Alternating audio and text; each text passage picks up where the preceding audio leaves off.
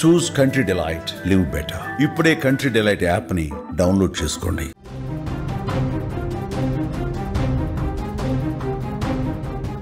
తెలుగు రాష్ట్రాల్లో మోంతా తుపాను ప్రభావం ఇంకా పూర్తిగా తగ్గకముందే మరో అల్పపీడన ప్రమాదం ముంచుకొస్తోంది. భారత వాతావరణ శాఖ తాజా అంచనా ప్రకారం నవంబర్ 4వ తేదీన ఆగ్నేయ బంగాళాఖాతం, దానికి ఆనుకొని ఉన్న అండమాన్ సముద్ర ప్రాంతంలో ఒక కొత్త అల్పపీడనం ఏర్పడే అవకాశం ఉంది.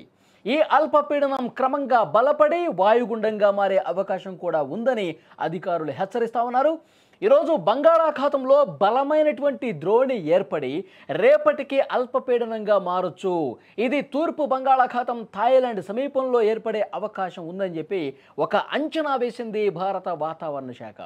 అంటే ఇప్పుడు తుఫాను ప్రభావం ఇంకా ఇప్పుడిప్పుడే తేరుకుంటున్నటువంటి పరిస్థితి ఉంది. మోంతా తుఫాను మిగిల్చినటువంటి ఈ విషాదం నుంచి, ఈ విపత్తు నుంచి ఇంకా ప్రజలు కోలుకోలేదు. మొత్తం అతి భీకరమైనటువంటి గాలులతో మోంతా తుఫాను భారీ వర్షాలు తీసుకొచ్చి మొత్తం ఆంధ్రప్రదేశ్ తీర ప్రాంత జిల్లాలతో పాటు తెలంగాణలో ఖమ్మం, వరంగల్, మహబూబాద్, నల్గొండ ఈ ప్రాంతాలు మొత్తం కూడా బిగిన కురిసినటువంటి వర్షాలకు పూర్తిగా కుదేలైపోయారు. ఇళ్ళు కొట్టుకుపోయినాయి. జనం 16 మందికి పైగా తెలంగాణలో చనిపోయిన పరిస్థితుంది. పంట పొలాలు మునిగిపోయినాయి, మనుషులు కొట్టుకుపోయారు. తర్వాత ఆ ధాన్యం కూడా తెరిచిపోయింది. మొత్తం కకావికలమైపోయినటువంటి పరిస్థితి. ఈ మోంతా తుఫాను మిగిల్చినటువంటి విషాదం అది. ఇంకా ఇప్పుడిప్పుడే ప్రభుత్వాలు కూడా స్పందిస్తూనే క్షేత్రస్థాయి పర్యటనలు చేస్తూ ఉన్నారు, నష్టం అంచనా వేస్తూ ఉన్నారు. 2 తెలుగు రాష్ట్రాల ప్రభుత్వాలు కూడా ఆగమేఘాల మీద నష్టం అంచనా వేస్తూ మళ్ళీ కూడా ఎవరైతే పునరావాస కేంద్రాలకు తమ ఇళ్లను వదిలేసుకుంటూ వెళ్ళిపోయారో వాళ్ళు ఇప్పుడిప్పుడు ఇళ్ళకి వస్తున్నారు. అంతలోపే ఒక పిడుగు లాంటి వార్త మళ్ళీ వస్తోంది. ఇంకొక అల్పపీడనం ఏర్పడే అవకాశం ఉంది, ఒక ద్రోణి ఏర్పడే అవకాశం ఉంది. అది మెల్లగా అల్పపీడనంగా తర్వాత మరింత బలపడి వాయుగుండంగా మారే అవకాశం ఉంది అని చెప్పి ఈ అంచనా బయటకు వచ్చిన తర్వాత మళ్ళీ ప్రజలు భయపడే పరిస్థితి వచ్చింది. మళ్ళీ ఇది ఇంకొక తుఫానుగా మారుతుందేమో, మళ్ళీ అసలే మూలుగుతున్నటువంటి నక్క మీద తాటిపండు పడ్డ చందంగా పరిస్థితి ఎక్కడ తయారవుతుందని చెప్పి ఒక ఆందోళన కనిపిస్తుంది. ఇప్పటికే కుదేలైపోయాం, ఇప్పటికే సర్వం కోల్పోయాం, ఇప్పుడే ఇంకా శక్తి కూడా తీసుకుని ముందుకు పోతున్న పరిస్థితుల్లో మళ్ళొక్కసారి తుఫాను వస్తే, మళ్ళీ భారీ వర్షాలు పడితే ఏంటి మా పరిస్థితి అంటూ చాలామంది భయపడే పరిస్థితి ఉంది. నిజంగా వాతావరణ వ్యవస్థ సమాచారం ఇచ్చిన దాని ప్రకారం పశ్చిమ వైపు కదులుతూ దిశ మార్చుకోకుండా ఆ అల్పపీడన ద్రోణి అలాగే ముందుకొస్తే కనుక ఆంధ్రప్రదేశ్లోని తీర ప్రాంతానికి, ముఖ్యంగా గుంటూరు జిల్లాను చేరుకుంటుందని వాతావరణ శాఖ అధికారులు ఒక భవిష్యత్ అంచనా వేశారు. ఒకవేళ అది దిశ అట్లా మార్చుకోకుండా అలాగే వస్తే ఏపీ, తెలంగాణలో మళ్ళీ భారీ వర్షాలు పడతాయి.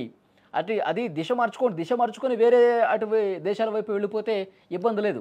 కానీ ఇటువైపే దూసుకుంటూ వస్తే, ఆంధ్రప్రదేశ్ ఈ తీర ప్రాంతం వైపు ఇట్లాగే దూసుకుని వస్తే మొన్నటి మిగిల్చినటువంటి విషాదం మళ్ళీ వచ్చే అవకాశం ఉందని చెప్పి అందరూ భయపడుతూ ఉన్నారు.